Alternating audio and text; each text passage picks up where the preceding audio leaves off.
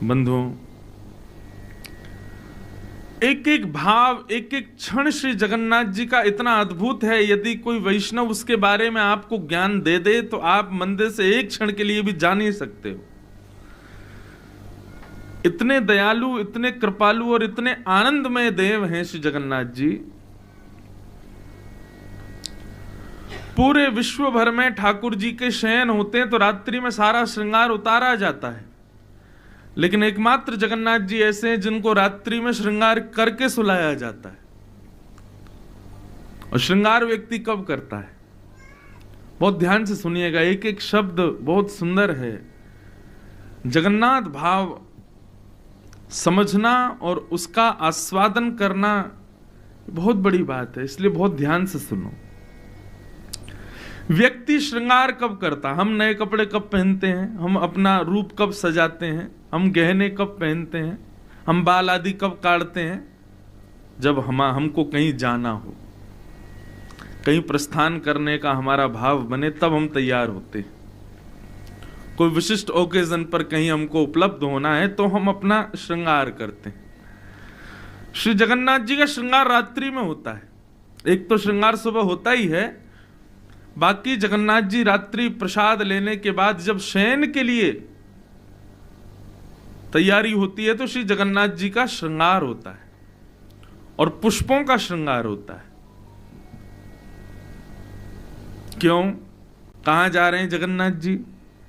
बोले श्री जगन्नाथ महाप्रभु रात्रि में पुरुषोत्तम क्षेत्र से श्री वृंदावन चले जाते हैं और वृंदावन जाकर के वहीं विहार करते हैं।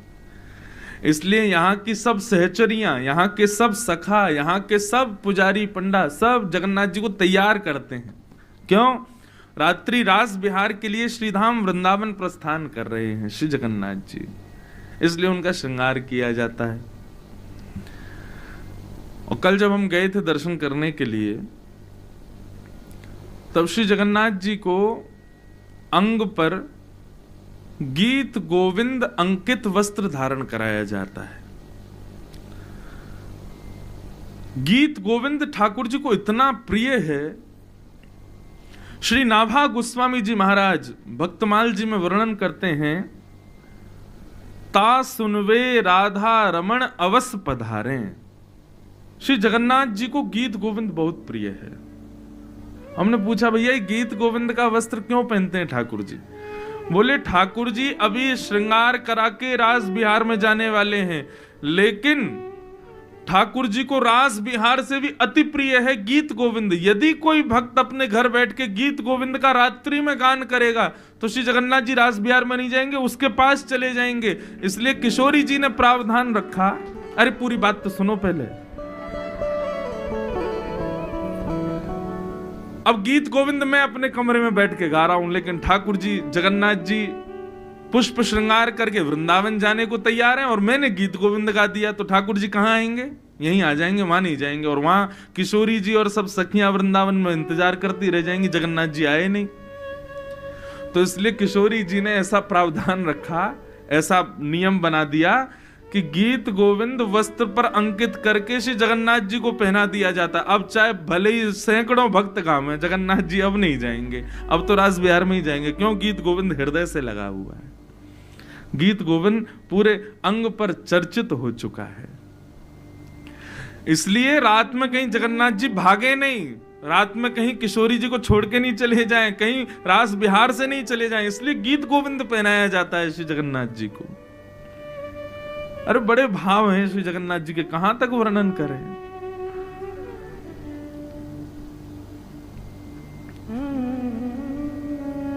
सब्जी बेचने वाला, उसकी बेटी को उसने गीत गोविंद याद करा दिया। अब वो गीत गोविंद का पाठ कब करती थी? जब बैंगन तोड़ने के लिए वन में जाती थी, अपने बगीचे में बैंगन तोड़ने जाती, तब गीत गोविंद गाती। जैसे ही वन में प्रवेश किया, बैंगन तोड़ रही थी, उस समय गीत गोविंद। गीत गोविंद क्या है बंधुओं? एक पूरा जयदेव महाप्रभु द्वारा रचित एक पूरा ग्रंथ है, जिसमें 8-8 पद, 8-8 अंतरों के पद हैं, अष्टपदियां। और वास्तव में गीत गोविंद क्या है? सब ब्रज लीला है। किशोरी जी के साथ में अंतरंग लीला जो ठाकुर जी की है, गीत गोविंद का प्रवचन नहीं हो सकता। कुछ कुछ भाव सुनाए जा सकते हैं, लेकिन संपूर्ण गीत गोविंद सुनाने की ना तो वक्ताओं में सामर्थ्य है, ना आप सुन सकते हो। क्यों? भगवान की बिल्कुल अंतरंग लीलाएं हैं उसमें। तो गीत गोविंद, वो एक सब्जी वाले की बेटी बैगन तोड़ते तोड़ते गीत गोविंद गा रही थी। जगन्नाथ जी उसके पीछे पहुंच गए मंदिर से। सुबह सुबह भोर की बात, सूर्य उदय से पहले, कपाट ही नहीं खुले थे जगन्नाथ जी के। और जहां जहां वो जाए, जगन्नाथ जी उसके पीछे पीछे जाएं। जैसे उसका बैगन तोड़ने का क्रम पूरा हुआ, गीत गोविंद भी पूरा हुआ और जगन्नाथ जी भी वापस आ गए। और यहां पुजारियों ने जैसे ही कपाट खुले, मंगला दर्शन, तो क्या देखा? जगन्नाथ जी के सबरे वस्त्र जो हैं फटे पड़े हैं, यहां से आंख वाँख सब छिली पड़ी हैं, जगन्नाथ जी के कांटे कूटे लगे हुए हैं पूरे अंग पर। सब देख करके पुजारी तो ये क्या हो गया, ये क्या हो गया? सब लोग प्रणाम करने लगे, हे जगन्नाथ भगवान, ये क्या हुआ? कौन घुस गया मंदिर में? किसने ऐसे इस प्रकार से जगन्नाथ जी को कष्ट दिया? तब यहाँ के जो राजा हैं उनको तो संकेत करते हैं ना जगन्नाथ जी। आज भी कुछ भी होना हो, राजा से जाकर के श्री जगन्नाथ जी स्वयं राजा को संकेत करते हैं कि ऐसा नहीं ऐसा करो, ऐसा नहीं वैसा करो। सब पुजारियों ने जाके राजा से कहा, बोले आज जगन्नाथ जी के वस्त्र फटे हुए, उनके संग सब अंग प्रत्यंग छिले हुए, क्या हुआ? आप प्रार्थना करो ना जगन्नाथ जी से। राजा ने जाकर के जब पूछा तो श्री जगन्नाथ जी बोले मैं क्या करूं? मुझे गीत गोविंद इतना प्रिय है, कोई भी गाता है मैं तुरंत दौड़ा चला जाता हूं। एक जगन्नाथपुरी का एक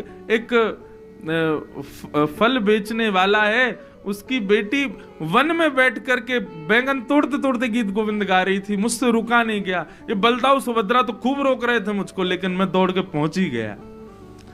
अब वो जहां जहां जा रही थी, मैं बिना विचार किए उसके पीछे पीछे झाड़ियों में, कांटों में, सब जगह प्रवेश करता गया और मेरा सारा अंग जो है वो अस्त व्यस्त हो गया, कांटे कूटे लग गए। लेकिन मुझे तो गीत गोविंद सुनने में इतना सुख मिला कि मुझे कांटे लगे, वस्त्र फटे, इनका कोई मालूम नहीं चला। मुझे गीत गोविंद बहुत प्रिय है। ये सुनकर के राजा के नेत्र सजल हो गए। तुरंत उस फल बेचने वाले के पुत्री को बुलाया, जल से अभिषेक किया, उसको शुद्ध किया और श्री जगन्नाथ जी के गर्भगृह में उसको बिठाया। वो बोले, कहा बिटिया, जो गीत गोविंद तुम सुबह सुबह रोज गाती हो, अब गा के सुनाओ। तब उसने गीत गोविंद गाया। और गीत गोविंद की ऐसी स्थिति कि यहां तो वो नृत्य करे और सामने ब्रह्मवेदी पर श्री जगन्नाथ जी उछल उछल करके नाचें, और सारे पंडा पुजारी सब दर्शन कर रहे हैं, जगन्नाथ जी मचल रहे हैं, आनंदित हो रहे हैं उसके भाव को सुन करके। धीर समीरे, गीत गोविंद का एक पद, धीर समीरे यमुना तीरे बसती बने करयुगशील बिहारी। नाम समेतम कृत संकेतम वादयते मृदवेणुम् बहुमनुते ननुते तनु संगत पवन चलित मपिरेणुम् धीर समीरे यमुना तीरे बसत बने वनमाली। पतति पतत्रे विचलति पत्रे शंकित भवदुपयानम् रचयति शयनम सचकितनयनम पश्यति तव पंथानम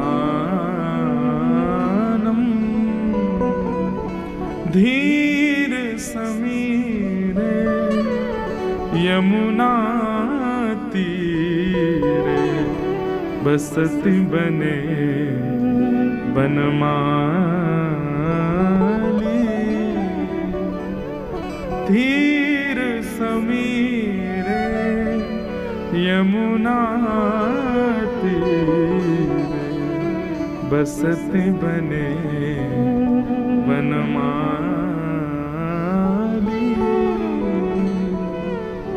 श्री जगन्नाथ महाप्रभु की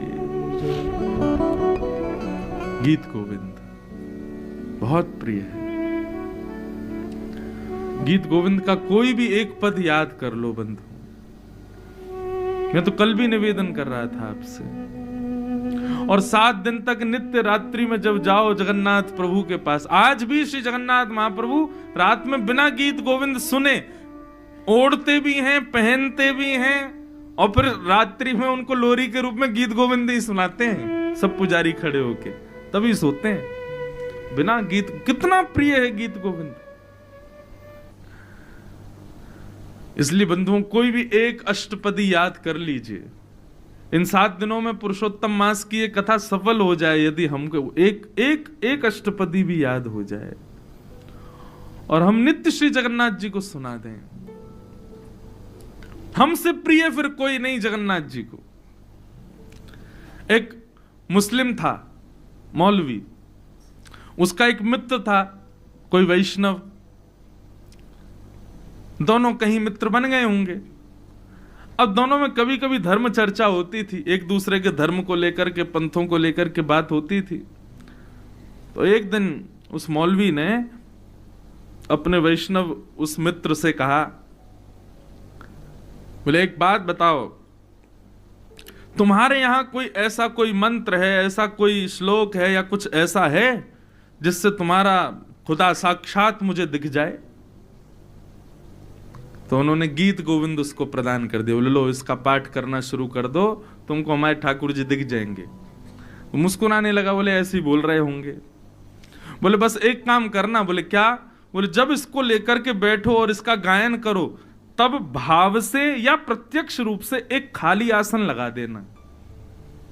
उसने कहा क्यों? बोले क्योंकि ये जब तुम गाओगे ना तो हमारे जगन्नाथ जी, हमारे ठाकुर जी, राधा रमन जी निश्चित आएंगे वहां पर।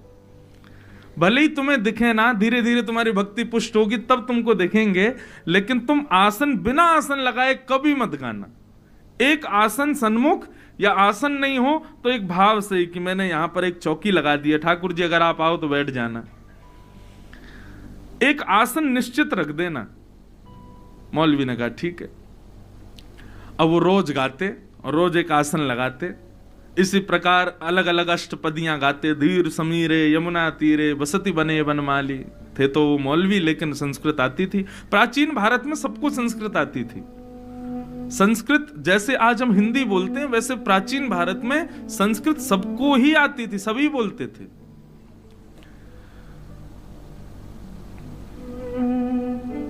तो ऐसे वो रख करके गाते थे रोज। उनको ठाकुर जी दिखे तो कभी नहीं, लेकिन वो फिर भी उनका नियम जैसा बन गया, वो रोज गीत गोविंद का पाठ करने लगे। एक दिन वो कहीं उनको जाना था, बड़ा विलंब हो गया, और विलंब होने की वजह से वो गीत गोविंद का पाठ नहीं कर पाए। तो जैसे ही घोड़े पर बैठे कहीं जाने के लिए, तो चाबुक दे करके घोड़ा चलने लगा। मन में विचार करने लगे, आज तो मैंने गीत गोविंद का पाठ ही नहीं किया है, अब क्या, मेरा नियम थोड़ी है, और हमारे लिए जरूरी भी नहीं, हम हिंदू हों तो करें रोज। लेकिन फिर भी मन में आया कि भाई जब नियम ले रखा है तो करना चाहिए। तो उन्होंने कहा ठीक है कोई बात नहीं, आज हम अपने घर पे नहीं कर पाए, घोड़ा पे बैठे बैठे ही कर देते हैं। और घोड़ा चल रहा था, घोड़े की नाल की धुन पे ही उन्होंने गीत गोविंद गाना शुरू किया। और जैसे ही गीत गोविंद गाया, आसन तो रखा नहीं ठाकुर जी का। गीत गोविंद गाते गाते तभी क्या देखते हैं एक नन्हा सा नीला नीला नीलमणि जैसा बालक वो उल्टा घोड़े के पीछे दौड़ रहा है, दोनों भुजाएं ऊपर करके, और वो साक्षात श्री राधा रमन लाल जी ही थे। वो घोड़े के आगे आगे दौड़ रहे थे गीत गोविंद सुनते हुए। जैसी परम सुंदर बालक का दर्शन किया, अपना घोड़ा रोका और जब देखा, बोले अरे बालक, तुम ऐसे उल्टे दौड़ रहे हो, इतनी गति से उल्टे दौड़ रहे हो, कौन हो? बोले क्या करें, दौड़े नहीं तो क्या करें, तुमने आसन ही नहीं लगाया आज हमारा। और ऐसा कहकर के वो अंतर ध्यान हो गए। तब से वो उसी भाव में उन्मुक्त हो गया, दौड़ करके अपने वैष्णव के पास गया। बोले आज मैंने तुम्हारे ठाकुर को देखा। और जब उन्होंने पूरा वृत्तांत बताया तो वैष्णव भी रोने लगे, हृदय से लगा लिया। बोले जय हो, गीत गोविंद की जय हो, जिसको सुनने के लिए ठाकुर जी इतने उतावले रहते। इसलिए भैया, इस कथा का साफल्य हो जाए यदि एक अष्टपदी भी हमको याद हो जाए, और रोज उसको पुष्ट करो, रोज उसको सिद्ध करो, जगन्नाथ जी को जाकर के सुनाओ। और फिर नित्य जब यहां से लौट के अपने घर जाएं तो एक नवीन आसन रोज अपने सन्मुख पधराओ, और उस आसन पर ऐसा भाव रखो, हे लाल जी पधारो, और फिर गीत गोविंद का पाठ करो। हम आपको प्रमाणित रूप से कह रहे हैं, निश्चित किसी ना किसी दिन अनुभव तो जगन्नाथ जी का निश्चित होगा कि वो पधारे, आए हैं, सुन रहे हैं। इतना प्रिय है ये भाव। ऐसे महाप्रभु श्री जगन्नाथ जी को हम प्रणाम करते हैं, उनको बारंबार वंदन करते हैं।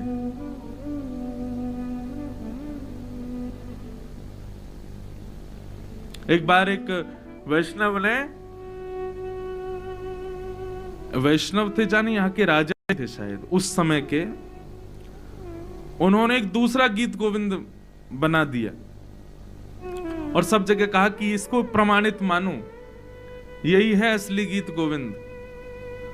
जब उन्होंने ऐसा किया तो जगन्नाथ जी उनके स्वप्न में आ गए, और स्वप्न में भी महाराज नृसिंह बन करके आए और कहा कि खबरदार, जो मेरे गीत गोविंद को तुमने अपना, ये जयदेव महाप्रभु का जो गीत गोविंद वही मेरा प्राण है, तुम अपना ग्रंथ लिखो, उसमें कोई आपत्ति नहीं है, लेकिन वो तुम्हारा श्रेष्ठ है, उनका श्रेष्ठ नहीं है, ऐसा मत करो।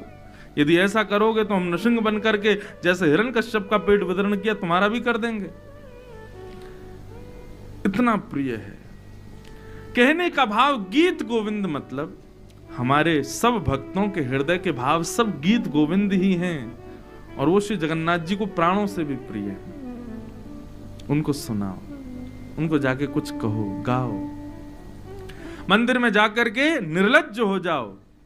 कौन अगल बगल वाले क्या सोचेंगे, आगे पीछे वाले क्या कहेंगे, कुछ मत विचार करो, एक कोने में बैठ जाओ। और सबसे बढ़िया समय है रात्रि में जाओ, 9-10 बजे, उस समय थोड़ी भीड़ कम रहती है। और मंदिर में भीतर जगह ना मिले तो बाहर पूरा प्रांगण है, सब जगह जगन्नाथ जी हैं। हम तो कह रहे हैं भुवनेश्वर तक जगन्नाथपुरी ही है, कहीं बैठ जाओ। और मंदिर में ज्यादा भीड़ लगे, समुद्र किनारे बैठ जाओ, वहां बैठ करके कुछ गाओ, कुछ सुनाओ, जगन्नाथ जी को हृदय से पुकारो।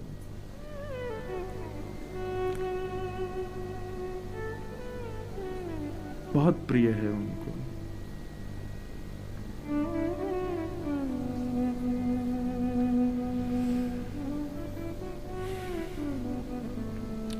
श्री जगन्नाथ महाप्रभु की जय।